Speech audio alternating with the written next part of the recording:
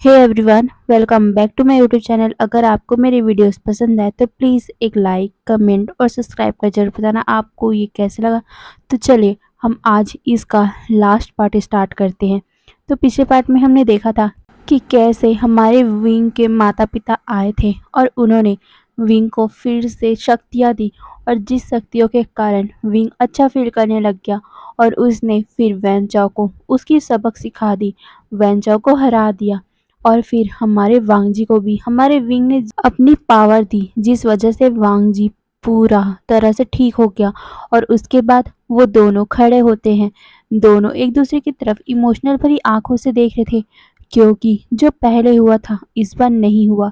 इस बार वो लोग पूरी तरह से ठीक है, सब कुछ ठीक हो गया, यही सोचकर वो दोनों इमोशनल फील कर रहे थे और वो दोनों एक दूसरे को गले से लगा लेते हैं। विंग फूट फूट के रोने लग गया था ये कहकर कि हमारा किस्मत फिर से उस तरह नहीं हुआ, हम लोगों ने हमारी किस्मत को बदल दिया लैंजन। ये सुनकर वांगजी मुस्कुराते हुए विंग को देखता है और अपना सर हिलाते हुए कहता है, हाँ बट हमने नहीं, तुमने तुमने सब कुछ बदला है विंग, तुमने उन सभी को हराया है।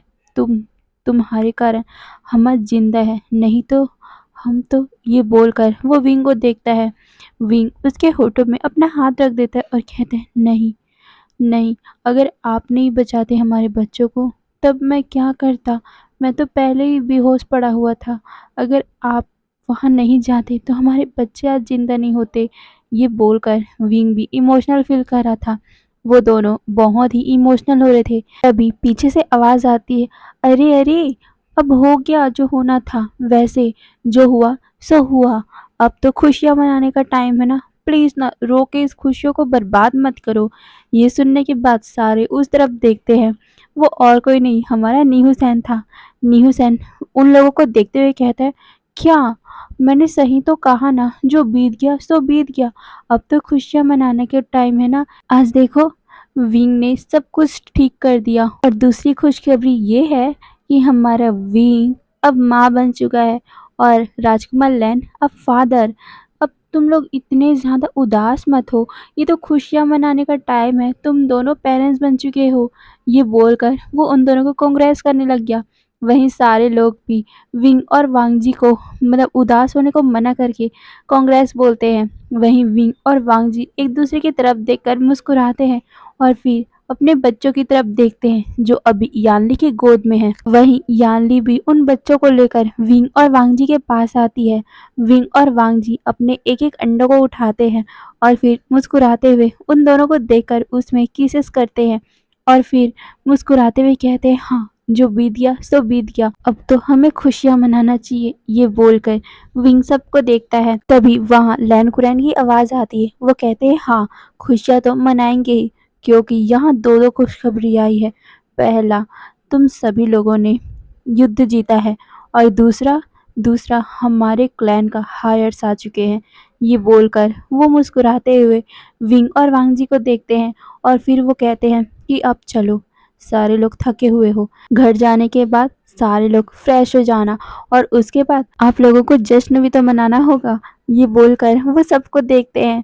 वही सारे लोग बहुत ज़्यादा एक्साइट हो गए थे। विंग और वांगजी मुस्कुराकर एक दूसरे को देख रहे थे और फिर सबकी तरफ। तभी विंग की नज़र अपने माता पिता पे जाती है और हावरन के ऊपर। हावरन बुरी तरह वीक फील कर रहा था, इसी कारण वो अपने सर को अपने फादर के कंधे पे रखा हुआ था, जिसे देखकर विंग उन सभी के पास आता है और वो धीरे धीरे अपने फादर, मदर और हावरन को देखता है। वो हावरन को देखकर सीधा उसे गले लगा लेता है और कहता है, गगा। ये बोलकर वो रोने लग गया था।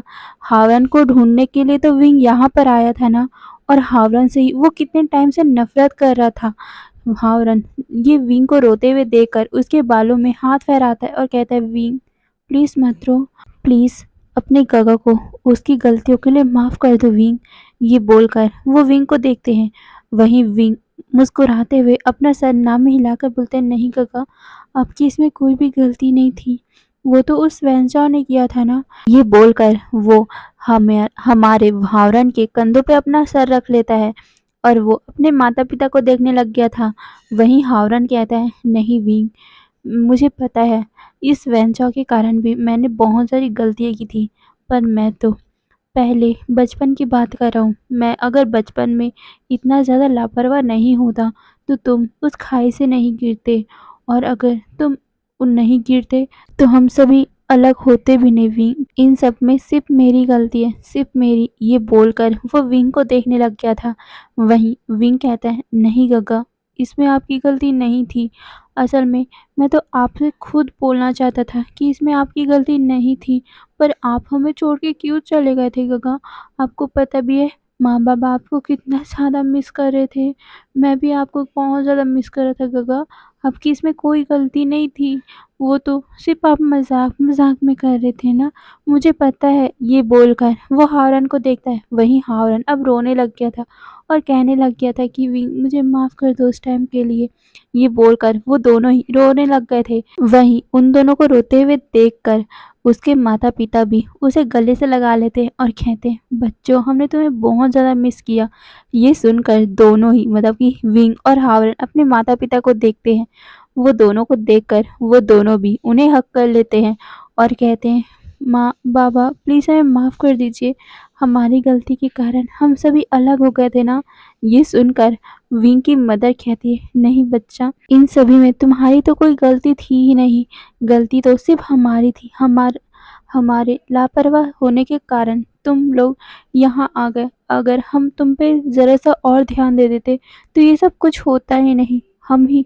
हमारे ही गलती थी ये सब। ये सुनकर वो लोग उन्हें और भी ज़्यादा टाइटली पकड़ने लग गए थे। वहीं ये सब को देखकर सारे लोग शॉक हुए जा रहे थे। ये सब चल क्या रहा है? हाँ, विंग के माता-पिता हैं, वो उन्हें समझ आ गया। पर हावरन विंग का भाई है, ये कैसे हुआ? सारे लोगों के दिमाग में यही चल रहा था। और विंग के माता-पिता है कौन? ये कैसे आए? कहाँ से आए? बस यही बातें सबके दिमाग में चल रहा था। तभी हमारे विंग के फादर कहते हैं, अब तुम सभी रोना बंद भी करो और मैं तुम सभी से एक बात कहूँ, शायद तक हमारी नियति कभी न कभी कैसे भी करके उस चीज़ को कर ही देती है जो चीज़ हमारी नियति में लिखा होता है। मैंने कई बार इस चीज़ को टाला था कि तुम दोनों हमसे अलग ना हो, तुम दोनों हमेशा ही हमारे पास रहो, बट हम गॉड होने के बाद भी इस नियति को, इस हमारे कर्म को, हमारी इस जुदाई को रोक नहीं सकते। तुम्हें पता है, मुझे पहले से ही पता था कि तुम लोगों को हमसे दूर जाना ही पड़ेगा अपना काम करने के लिए, पर मुझे ये नहीं पता था कि तुम लोगों को बचपन में ही या हम लोगों को छोड़ के जाना पड़ेगा। बचपन में जब तुम लोग हमसे दूर गए तब हमारी हालत बहुत ज़्यादा ख़राब हो गई थी। हमने जगह-जगह तुम्हें ढूँढने का ट्राई किया था, बट तुम हमें मिल नहीं रहे थे। हमारे लिए ये ज़्यादा मुश्किल नहीं था, बट हम खोज क्यों नहीं पा रहे थे? तुम्हें इसका कारण पता है? हमारी नियति ने ही सब कुछ प्लान करके रखा होता है पहले। हम गॉड होने के बाद भी अपनी नियति को बदलते नहीं हैं और ना ही बदल सकते हैं। सबको अपनी नियति के हिसाब से ही चलना पड़ता है, और अगर हम उसे बदलने का ट्राई भी करेंगे ना, तब भी हम उसे बदल नहीं सकते। कैसे ना कैसे करके वो हो ही जाएगा। और देखो, अगर तुम लोग यहाँ आते नहीं तो तुम कैसे बताओ वांगजी को मिलते, और कैसे बताओ तुम्हारी क्यूट क्यूट से बेबीज होते, और तुम बताओ कैसे तुम इन सभी से मिलते। ये सब तुम्हारा कर्म था और साथ में तुम्हारी नियति, और तुम्हारी नियति ने तुम सभी को यहाँ लाया है। तो अब बस चुप हो जाओ और रोना बंद करो, ओके? अब सब कुछ ठीक हो गया ना? ये सुनकर हमारे विंग और हावरन अपना सर हिलाते हैं और फिर सारे लोग एक दूसरे को देखकर मुस्कुराते हैं। तभी हमारे लैन-कुरैन कहते हैं, हाँ, आप सभी अब चुप भी हो जाइए। चलो, जो हुआ सो हुआ, अब हमें घर वापस चलना चाहिए। ये सुनकर सारे अपना सर नोट करते हैं। वहीं हमारे विंग के माता-पिता वहीं पर रुक गए थे, जिसे देखकर विंग पीछे मुड़ता है और कहता है, माँ, बाबा, चलिए ना। ये सुनकर वो दोनों कहते हैं, विंग, वो तुम्हारा ससुराल है और हम बिना नेवते का वहाँ नहीं जा सकते। तुम्हें तो पता ही है ना, शादी के बाद ओमेगा हमारा नहीं होता, वो दूसरे का हो जाता है, और जब तक दूसरा पर्सन हमें इनवाइट ना करे हमारे बेटे से मिलने के लिए, तब तक हम आ नहीं सकते। आज भी मैं आना नहीं चाहता था, बट तुम्हारी माँ की जिद के कारण मैं यहाँ आया हूँ, और अब मैं तुम्हारे घर तो नहीं जा सकता। ये बोलकर वो विंग को देखते हैं। वहीं विंग अपने फादर के पास चला गया था और उसका हाथ पकड़ लिया था और वो थोड़ा इमोशनल फील कर रहा था। वहीं हमारे लैन कुरन उनके पास आकर बोलते हैं, आपको नेवते की क्या ज़रूरत है? मैं पहले समझ नहीं पाया था कि आप हो कौन, बट आपका फेस का इतना तेज़ देखकर, आपकी बातें सुनकर मैं समझ चुका हूँ कि आप कोई नहीं, हमारे गॉड हो। ये बोलकर वो अपने घुटनों पे बैठ गया था, जिसे देखकर विंग के माता-पिता उन्हें जल्दी से उठाते हैं और कहते हैं, ये आप क्या कर रहे हो? भले ही हम गॉड हो, बट आप मेरे बेटे के फादर इन लॉ बन चुके हो और अब तो हमारी बीच में कोई दूरियां रही ही नहीं है। आप हमारे ही बराबर के हो चुके हो, हम भी आपके जैसे ही हैं, तो प्लीज़ आप हमें छोटा मत कीजिए, जबकि हमें आपको ग्रीट करना चाहिए था।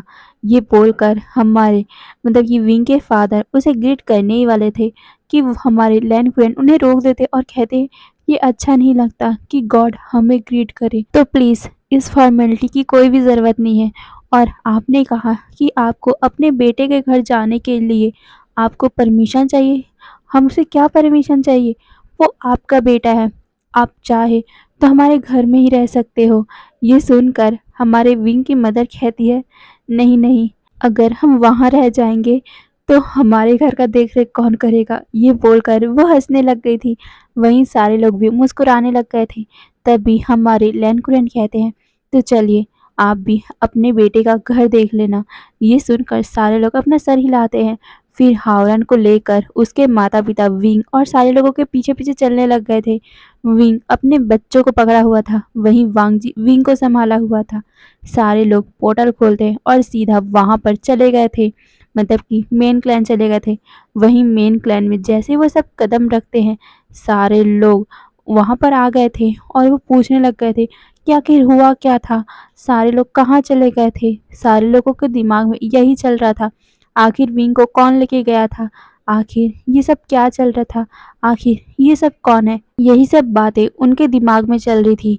फिर क्या, हमारे लैन कुरन सबके डाउट को क्लियर करते हैं। जितने भी एल्डर थे वो वहाँ के लोगों का डाउट क्लियर करते हैं और फिर वो सब बता देते हैं कि आखिर वहाँ हुआ क्या था। ये सुनकर सारे लोग शॉक थे, पर सारे लोग खुश भी हो गए थे कि अब कम से कम इन आयरन तो ख़त्म हुआ। हाँ, इन आयरन पूरी तरह से ख़त्म नहीं हो सकता, बट कहते हैं ना, लोहा लोहे को काटता है, वैसे ही इन आयरन की शक्तियाँ उस आग में थी और उस आग में एक प्योर एनर्जी को जब डाला गया, जब सैक्रिफाइस किया गया, तब वो आग बहुत ज़्यादा भड़क चुकी थी और उसी आग के कारण वो इन आयरन टूट गया था। वांगजी ने अपने आप को अपने बच्चों के लिए सैक्रिफाइस कर दिया था उस आग में कूदकर, जिस कारण वो आग सहन नहीं कर पाई और वो आग बहुत ज़्यादा ही मतलब आतुर हो गई थी, बहुत ज़्यादा ही विस्फोट हो गई थी, जिस वजह से जो इनारन उस आग के अंदर था वो भी पूरी तरह से ब्लास्ट हो गया था। वो पूरी तरह से टूट गया और वो निष्क्रिय हो गया था। उसके अंदर जो भी छोटी-मोटी सी या बोलो तो जितनी भी डार्क एनर्जी बची हुई थी उसको विंग ने अब्ज़ॉर्ब कर लिया। तो अब इन आयरन का कोई मतलब ही नहीं रहा। इन आयरन अब एक नॉर्मल सा पत्थर बन चुका है, जिसका कोई भी पावर नहीं है, कोई भी शक्ति नहीं है। अब सारे लोग अपने-अपने रूम में जाते हैं, सारे लोगों को हीलर चेक करते हैं। फिर एक दिन के बाद ही वहाँ पर ग्रैंड मतलब बहुत ज़्यादा ग्रैंड वाली पार्टी होती है और इस पार्टी में बहुत कुछ था।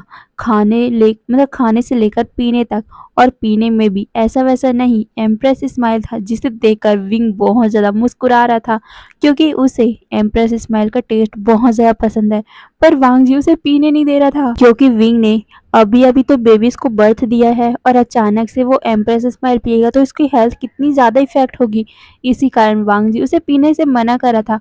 वही विंग भी जानता था, फिर भी उसका मन तो कर रहा था ना एम्प्रेस स्माइल पीने का, इसीलिए वो पाउडर बना के बैठा हुआ था। वहीं विंग के माता-पिता भी उसको समझा रहे थे कि अभी ये सब मत पियो, तुम्हें बस अपने आप को हेल्दी-हेल्दी खाना खिलाना है और हेल्दी रखना है, जिससे बच्चे भी हेल्दी हो और तुम्हें दिन-रात बस अपने बच्चों को ऊर्जा देनी है।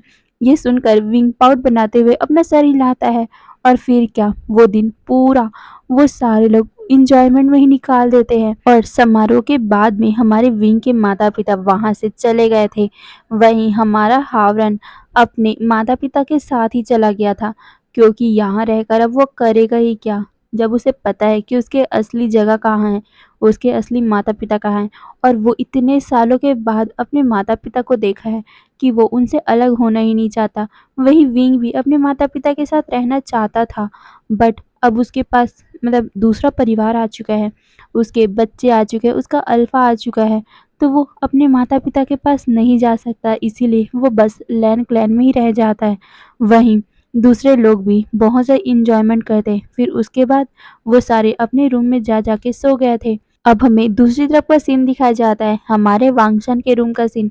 विंग और वांगजी एक दूसरे के साथ मतलब एक दूसरे के सामने बैठे हुए थे और उन दोनों ने अपने आप को लोटस पोजीशन में बैठाया हुआ था और फिर उनकी बॉडी से बहुत ज़्यादा एनर्जी निकल रही थी। वो एनर्जी को वो उन अंडों पे डाल रहे थे, उन अंडों पे वो ट्रांसफ़र कर रहे थे। जैसे-जैसे उसकी मदर फादर ने उसे बताया था कि कैसे अपनी एनर्जी को बच्चों में देना है, वैसा ही वो दोनों भी कर रहे थे, जिस वजह से उसके बच्चे हेल्दी पैदा हो, उनके अंदर से वो इन आयरन का जो भी इफ़ेक्ट अभी हुआ हो या फिर रह गया हो, तो उसे भी वो पूरी तरह ख़त्म कर दे। यही कारण था कि अभी वांगजी और विंग बहुत लगन से अपने बच्चों को अपनी शक्तियाँ दे रहे थे। कुछ टाइम बाद वो थक जाते हैं और फिर अपनी शक्तियाँ देना बंद कर देते हैं और अपने बच्चों को वो पास ही पालने में रख देते हैं और फिर एक दूसरे को मुस्कुरा कर देखते हैं। वांग जी विंग को पीछे से हग करता है और फिर वो उसके नेक को किस करते हुए कहता है, थैंक यू विंग, हमें बचाने के लिए। मैं तो सिर्फ बोल पाया था कि मैं बचाऊंगा इस बार, मैं किसी को कुछ नहीं होने दूंगा, बट मैं इतना ज़्यादा कमज़ोर हूँ कि मैं तो अपने बच्चों को, अपनी ओमेगा को बचा नहीं पाया। ये बोलकर वो थोड़ा-सा उदास फ़ील कर रहा था, पर वांग जी की बातों को सुनकर विंग उसकी तरफ मुड़ता है और उसके गालों को पकड़ते हुए कहता है, नहीं, मेरा अल्फ़ा बहुत ज़्यादा पावरफुल है, तो आप ये बोलना बंद करो कि आप कमज़ोर हो और आपने हमें नहीं बचाया, जबकि आपने ही इतना हिम्मत करके उस आग में कूदा था। अगर आप वहाँ नहीं जाते, अगर आप हमारे बच्चों को नहीं बचाते, तो आज हमारे बच्चे हमारे पास नहीं होते और वो वेंचर हमारे बच्चों के साथ क्या कर चुका रहता। नहीं, आप आपने बचाया है इन लोगों को, तो प्लीज़ आप ये मत बोलिए। आपको पता भी नहीं है कि उस आग में कूदने के लिए कितनी ज़्यादा पावर की ज़रूरत रहती है। आपको नहीं पता उस आग में कूदने के लिए कितने लोगों को अपने मन को समझाना पड़ता है, पर आपने बिना सोचे समझे उस आग में कूद गए। आप बहुत ज़्यादा पावरफुल हो अल्फ़ा, ये बोलकर वो उसे गले से लगा लेता है, जिसे देखकर वांगजी भी उसे गले से लगाता है। फिर विंग वांगजी को देखता है और अचानक से वांगजी के होठों में किस कर देता है, जिससे वांगजी शॉक हो गया था। वहीं वांगजी का ये शॉकिंग एक्सप्रेशन देखकर विंग बहुत जोर से हंसने लग गया था और वो हंसते हुए बोलता है, ओह लेज़न, तुम कितने ज़्यादा क्यूट हो। ये बोलकर वो उसके दोनों गालों को पिंच कर देता है। वहीं वांगजी उसके इस हरकत को देखकर मुंह बना लेता है और कहता है, विंग, तुम मुझे टीज़ करना बंद करो, क्योंकि मैं बहुत मुश्किल से अपने आप को सँभाल के रखा हुआ हूँ। अगर तुम मुझे ऐसे टीज़ करते रहोगे ना, तब मैं अपने आप को सँभाल नहीं पाऊँगा और कल तुम्हें मैं बेड से उठने लायक छोड़ूँगा नहीं। अभी मैं इसलिए रुका हुआ हूँ क्योंकि तुमने कल ही बच्चों को बर्थ दिया है, पर अगर तुमने मुझसे मेरे कंट्रोल को हटा दिया, तब देख लेना तुम्हारी मैं क्या हालत करूँगा। ये सुनकर विंग हल्का-सा डर गया था और वो वांगजी को दूर करते हुए कहता है, ओके ओके, मैं समझ गया, ऐसे डरा क्यों रहे हो। ये बोलकर वो थोड़ा-सा पाउट बना लेता है, जिसके पाउट को देखकर वांगजी कंट्रोल नहीं कर पाता और उसके सर को वो एक हाथ से पकड़कर सीधा अपने होठों के करीब करता है और सीधा उसके होठों को रफली किस करने लग गया था, जिससे विंग शॉक और वो वांगजी के कंधे पे मारने लग गया था। पर वांगजी उसे बहुत ज़्यादा ही रूथली किस करता है और फिर कुछ टाइम बाद जब विंग ब्रीथ नहीं ले पा रहा था, तब वांगजी उसे दूर करता है और कहता है, ये तुम्हारी पनिशमेंट थी। अब तुमने मुझे प्रवोक किया ना, तब मैं ये भी भूल जाऊंगा कि तुमने कल बेबीज को बर्थ दिया था। ये सुनकर विंग डर गया और वो कहता है, ओके ओके, मैं नहीं करूँगा। ये बोलकर वो हल्का सा वांगजी से दूर होने की कोशिश करता है, पर वांगजी उसे अपने गोद में उठा लेता है और कहता है, मत जाओ दूर, मैं नहीं कुछ करूँगा। ये बोलकर वो सीधा विंग को बेड पे लेटाता है और उसे हग करके वहीं पर लेट जाता है। विंग हल्का सा उससे दूर होने की कोशिश करता है, पर वांग जी उसे होने ही नहीं दे रहा था, जिस वजह से विंग थक हार कर वांग जी के बाहों में ही सो जाता है। अब ऐसे ही कुछ दिन बीत गए थे। कुछ दिन से कब कुछ महीने बीत गए पता भी नहीं चला। हमारा विंग और वांग जी दोनों ही एक दूसरे के साथ बहुत ज़्यादा खुश थे। वहीं हमारी यानली और जिन जुशुआन की शादी भी तय हो गई थी।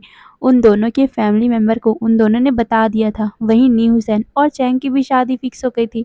यहाँ पर एक और कपल बना था, जिसे देखकर तो सारे लोग शॉक थे कि ये कैसे हो गया, किसी को भी अंदाज़ा नहीं था। और वो कपल और कोई नहीं, हमारे सीचैन का और वैन किंग थे। वैन किंग और सीचैन दोनों को देखकर वो सारे शॉक हो गए थे कि ये सब अचानक से कैसे हो गया। वैन किंग और सीचैन का एक दूसरे को प्यार करते थे, पर कैसे, उन्हें कैसे पता नहीं चला। और वैन किंग तो बड़ी छुपा रुस्तम निकली यार। हाँ, वैन किंग एक बीटा थी और हमारे सीजन का एक अल्फा है, तो वो दोनों शादी कर सकते हैं ना, तो उसमें कोई आपत्ति नहीं थी। सारे लोग बहुत ज़्यादा ही खुश हो गए थे। वहीं हमारे विंग तो बैंकिंग को टीज किए जा रहा था। सिर्फ विंग ही नहीं, विंग के सारे दोस्त बैंकिंग को टीज करे थे कि ये सब कैसे हुआ, कहानी बताओ यार, कहानी बताओ। हमारी वैन किंग इस सभी सवालों से परेशान हो गई थी और वो फाइनली बता देती है कि असल में जब वो फ्यूनिक्स क्लैम में सबके साथ लड़ाई युद्ध करते थे और सीखा करते थे, तब उसने सिचैन के साथ बहुत अच्छे टाइम बिताए थे और धीरे धीरे कब उसे सिचैन से प्यार हो गया पता भी नहीं चला। और एक दिन हमारे सिचैन ने आकर वैनकिंग से बोल भी दिया था कि वो उससे प्यार करते हैं और वो उससे शादी करना चाहते हैं, तो वैनकिंग ने एक्सेप्ट कर लिया। बस इतना ही है उसकी कहानी, और कुछ भी नहीं है। ये सुनकर हमारा नीहू सैन उसे टीज करते हुए कहता है, ओ ये तो कुछ भी नहीं है, देखो ना, एक ऐसा अल्फा जिसके पीछे कितनी सारी ओमेगा पड़ी रहती है, वो अल्फा एक ऐसी बीटा के पास चला गया, एक ऐसी बीटा से लाइक करने लग गया जो बीटा बहुत ज़्यादा खड़ूस है, जो बीटा किसी को भी अपने पास आने नहीं देती थी। अचानक से उस बीटा को उस अल्फा से प्यार हो गया और उस बीटा की किस्मत देखो, उस अल्फा को भी उस बीटा से प्यार हो गया। और फिर उस अल्फा ने उस बीटा से बोल दिया कि शादी कर लो, और हमारी वैन किंग ने उससे शादी करने के लिए मान गई। वाओ, कितना इंटरेस्टिंग कहानी है। ये बोलकर वो उसे टीज करने लग गया था, जिसे देखकर हमारी वैन किंग शर्मा गई थी और वो उसके बैक में बहुत जोर से मार देती है, जिसे देखकर हमारा न्यूज़ आउच की आवाज़ निकालता है, जिसे देख सारे लोग हंसने लग गए थे। वहीं वैन किंग गुस्से में हमारे न्यूसेन को देखते हुए कहती है, कम से कम मेरी स्टोरी में तो कुछ स्टोरी बताने लायक भी है ना, तुम्हारे में कहाँ है। ये बोलकर वो उसे मतलब गुस्से में देख रही थी।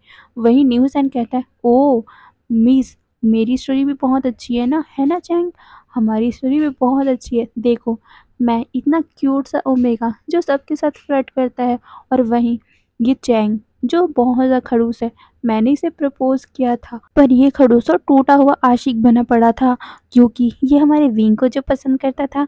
ये बोलकर वो मुंह बनाता है और कहता है, अगर मैं नहीं होता ना, अभी भी ये उस देवदास के जैसा ना कहीं पानी में पड़ा होता। ये बोलकर वो हमारे चैंग की तरफ मुंह बनाकर देखता है, वहीं चैंग उसकी तरफ घूर के देखता है।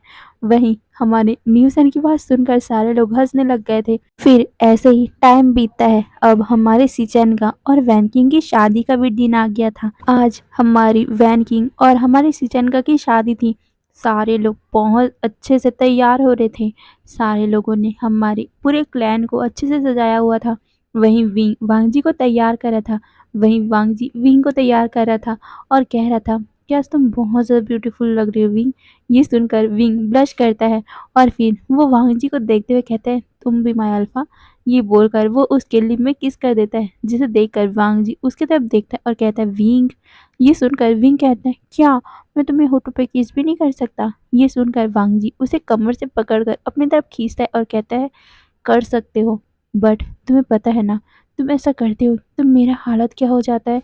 ये बोलकर वो विंग को और भी ज़्यादा करीब कर रहा था, जिस वजह से विंग को उसकी हार्डनेस महसूस हो रही थी।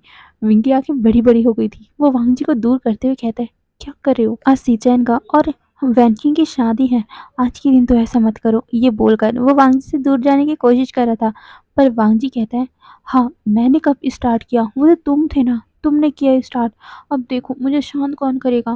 पूरे 1 महीने से मैं अपने आप को कैसे शांत करके रखा हुआ था मुझे पता है, बट अब शांत नहीं हो रहा विंग। ये बोलकर वो विंग के नेक को सक करने के लिए जाता है, पर विंग उसके मुँह को पकड़ लेता है अपने हाथों से और कहता है, शेमलेस, हटो यहाँ से, कोई आ जाएगा हमें बुलाने के लिए, कोई भी आ जाता है। ये बोलकर वो वांग जी को दूर करने की कोशिश कर रहा था, पर वांग जी मुँह बना रहा था और कह रहा था, विंग तुम्हें टच करना है मुझे। ये बोलकर वो फिर से विंग के नेक की तरफ जा रहा था, पर विंग धक्के से वांग जी को अलग करता है और कहता है, शेमलेस, आज हमें जल्दी जाना है, वैसे भी आज पूरा काम मुझे करना है। ये बोलकर वो वहाँ से वांग जी को इग्नोर करके जा ही रहा था कि तभी उसे याद आया कि उसके बच्चे। ये याद करते ही विंग सीधा पालने की तरफ जाता है और उन दोनों अंडों को वो अपने हाथ में उठाते हुए कहता है, लेंसैन, ये दिन ब दिन भारी होते जा रहे हैं, मैं दोनों को एक साथ नहीं उठा सकता, उठाओ ना इसे। ये बोलकर वो उनमें से एक अंडे को वांग जी को दे देता है। वहीं वांग जी उसे जल्दी से पकड़ लेता है और कहता है, विंग, अगर तुम उठा नहीं सकते तो दोनों को एक साथ उठाने का ट्राई भी मत किया करो, बच्चे गिर जाएंगे। ये सुनकर विंग कहता है, हाँ मुझे पता है, बट पहले ऐसा नहीं होता था, मैं दोनों को आराम से उठा लेता था, बट अब दिन ब दिन ये भारी होते जा रहे हैं या मैं कमज़ोर होते जा रहा हूँ। ये सुनकर वांग जी कहता है, विंग, बच्चे अब ग्रो होने लग गए हैं अंदर, और कुछ ही दिनों में बच्चे बाहर भी आ जाएंगे। ये सुनकर विंग के होठों में एक बहुत बड़ी सी स्माइल आ गई थी और वो उन दोनों बच्चों को देखते हुए कहता है, बच्चों प्लीज़ जल्दी बाहर आ जाओ, ओके, तुम्हारी मम्मा और बाबा तुम्हारा बहुत ईगर से वेट कर रहे हैं, हमें तुम्हारा फेस देखना है। ये बोलकर वो उन दोनों अंडों में किस करता है और कहता है, तुम्हें पता है आज तुम्हारे अंकल और तुम्हारी आंटी की शादी है, तो चलो ज़्यादा देरी ना करते हुए निकलते हैं। ये बोलकर वो उन दोनों अंडों को अच्छे से रैप करते हैं और फिर वो वहाँ से निकल पड़े थे। फिर क्या, कुछ टाइम बाद वो सारे हॉल के पास पहुँच जाते हैं और हॉल में कुछ टाइम बाद ही हमारे शिचैन और हमारी वेंचिंग की शादी होती है। सारा काम बहुत अच्छे से हो गया था। सारा काम ख़त्म होते ही उन सारे को लोगों को मतलब भोजन करवाया जाता है। भोजन करवाने के बाद हमारी वैनकिंग को सिचैन के रूम में छोड़ा जाता है। सारे लोग वैनकिंग को टीज़ कर रहे थे कि आज उसकी सुहागरात है। ये सुनकर वैनकिंग बहुत ज़्यादा ब्लश कर रही थी। वहीं विंग उसे छोड़कर सारे लोग वैनकिंग को उस रूम में छोड़कर बाहर निकलते हैं और फिर विंग अपने बच्चों को लेकर सीधा अपने रूम में जाता है और वहाँ पहुँचते ही सीधा अपने बालों की वो हैवी हैवी ज्वेलरी को निकालने लगा ही था कि अचानक से उस रूम में वांग जी की एंट्री होती है। वांग जी विंग को देखता है अपनी नशीली आंखों से। वहीं आज पूरा दिन के काम से विंग बुरी तरह थक चुका था, उसे सोना था, इसीलिए वो अपने जो ज्वेलरी लगे हुए थे वो धीरे धीरे करके उतार रहा था। पर हमारे विंग को इस तरह देखकर वांग जी अपने आप को आज कंट्रोल नहीं कर पाता और सीधा विंग के पास पहुंचकर वो विंग को पीछे से हक कर लेता है। विंग शॉक ही हो गया था, पर जब वो आईने में वांग जी को देखता है वो मुस्कुराता है, पर वांग जी की आंखें बहुत ज़्यादा नशीली थी। वो विंग को देख रहा था अजीब भी नज़रों से, जिसे देखकर विंग शॉक था। वो वांग जी को कुछ कह पाता कि वांग जी उसके फेस को पकड़ता है और सीधा रफली किस करने लग गया था। विंग शॉक ही हो गया था कि अचानक से वांग जी का ये रिएक्शन क्या था। वो रोकना चाहता था, पर वांग जी आज नहीं रुकता और अपनी पूरी 1 महीने की भड़ास वो विंग के ऊपर निकाल देता है। वहीं पूरी रात भर विंग चिल्ला तो रहा था, पर प्लेजर की वजह से, क्योंकि उसने भी वांग जी का टच बहुत ज़्यादा ही मिस किया था और फाइनली 1 महीनों के बाद उसे वांग जी का टच मिला तो विंग बहुत ज़्यादा खुश था। पर वो वांग जी को टीज़ करने के लिए बोल भी रहा था कि ऐसा मत करो, ऐसा मत करो, नहीं नहीं छोड़ो, पर वांग जी छोड़ने वाला था क्या? नहीं, वो जैसा चाह रहा था वो विंग के साथ वैसी वैसी हरकतें कर रहा था, वो वैसी वैसी पोजीशन में कर रहा था, जिसे देखकर विंग को बड़ा शर्म आ रहा था, क्योंकि इस रूम में उनके दोनों बच्चे मतलब कि दोनों अंडे भी तो हैं। वांग जी फिर भी उन लोगों की कोई भी परवाह नहीं कर रहा था और पूरे रूम में जगह जगह वो विंग का इस्तेमाल किया जा रहा था। फिर फाइनली सुबह के 5 बजे वांग जी रुका। वहीं विंग तो कब का थक कर उसके बाहों में ही सो चुका था, पर वांग जी जब तक वो सेटिस्फाइड नहीं हुआ तब तक वो रुका ही नहीं। और फिर जब विंग को मतलब वो सेटिस्फाइड हो गया, तब वो विंग को लेकर बेड पे आता है और फिर विंग के ऊपर ही सो गया था। करीबन 10 बजे हमारी विंग की आंखें खुलती, उसकी बॉडी पूरी तरह से दर्द हो रही थी। वो देखता है कि बेड पे वांगजी नहीं है। ये देखकर वो मुंह बनाता है और फिर वो उठने की कोशिश करता है, बट उसकी बॉडी में इतना ज़्यादा पेन हो रहा था कि वो उठ ही नहीं पा रहा था और वो दर्द भरी आवाज़ निकाल देता है। वहीं वांगजी जो अभी अभी वॉशरूम में गया हुआ था, वो विंग की आवाज़ सुनकर जल्दी से बाहर आता है और वो विंग को देखता है। विंग उसके तरफ गुस्से से देख रहा था और कह रहा था कि तुम बीस्ट, तुमने मेरी हालत क्या कर दी, मैं उठ भी नहीं पा रहा हूँ। ये सुनकर वांगजी उसके पास आते हुए कहता है, मुझे माफ़ कर दो, पर मैं क्या करता, तुम इतने ज़्यादा डिलीशियस लग रहे थे कि मैं अपने आप को रोक ही नहीं पाया। ये बोलकर वो विंग को अपनी गोद में उठाता है और कहता है, चलो वैसे भी मैं नहाने ही जा रहा था, अब तुम भी उठ गए तो हम एक साथ ही नहा लेते हैं। ये सुनकर विंग शॉक और वो कहता है, बिल्कुल नहीं, मुझे पता है तुम मुझे वहाँ भी नहीं छोड़ोगे, छोड़ो मुझे। ये बोलकर वो अपना हाथ पैर मारा था, पर वांगजी छोड़ता नहीं और सीधा वो वॉशरूम में भी उसके साथ वो सब करने लग गया था, जिस वजह से विंग मुंह बना के बैठा हुआ था। वहीं वांगजी उसे मना रहा था। फिर कुछ टाइम बाद वो वॉशरूम से बाहर आते हैं। वांगजी अपने हाथों से विंग को तैयार करता है और फिर तैयार करने के बाद वो विंग को और अपने दोनों बच्चों को लेकर बाहर निकलता है। बाहर निकल कर वो सीधा एंचेस्टर हॉल की तरफ जाते हैं, क्योंकि उन लोगों ने पूछ लिया था कि बाकी सभी कहाँ हैं। तो उनमें से मतलब कि कुछ डिसिपल ने बताया था कि अभी सारे लोग सेरेमनी अटेंड कर रहे हैं। हमारे सीचैन का और वैनचिंग का कुछ सेरेमनी बाकी था ना, तो उसे अटेंड कर रहे हैं। ये सुनकर वांगजी और विंग जल्दी से वहाँ पहुँचते हैं। वो लोग देखते हैं कि अभी वैन किंग सारे लोगों को टी सर्व कर रही है, जिसे देखकर विंग माफ़ी मांगता है सबसे और वांगजी भी उन सभी से माफ़ी मांगता है। फिर अपनी जगह पे आकर बैठ गए थे। फिर वैन किंग उन लोगों को भी टी सर्व करती है और फिर उनका सेरेमनी कुछ टाइम बाद ही ख़त्म हो गया था। फिर विंग अपने दोस्तों के साथ बैठा हुआ था। उसके दोस्त उसे टीज़ करने लग गए कि माना वैनकिंग लेट हुई क्योंकि कल उसका फर्स्ट नाइट था, बट तुम तो वैनकिंग और सीचैन गर्ल से भी बहुत ज़्यादा लेट हो गए, तुम क्या कर रहे थे? ये बोलकर वो सारे विंग को टीज़ करने लग गए थे। वही विंग पूरा ब्लश कर रहा था और वो उन सभी से चुप होने को बोलता है और वो बातों को कुछ घुमाने लग गया था कि ये सभी उस बारे में बात ना करें। पर अचानक से विंग के जो गोद में बच्चे रखे हुए थे, वो अचानक से ही चमकने लग गए, जिसे देखकर सारे लोग शॉक हो गए थे कि यहाँ क्या हो रहा है। विंग भी बहुत ज़्यादा परेशान हो गया था। वो वांगजी को बुलाने लग गया कि लैनसेन यहाँ आओ, बच्चों को कुछ हो रहा है। ये सुनकर वांगजी और सारे लोग भी वहाँ पर आ गए थे। वो सारे विंग और उन बच्चों को मतलब सारे लोगों को घेर कर खड़े हो गए थे।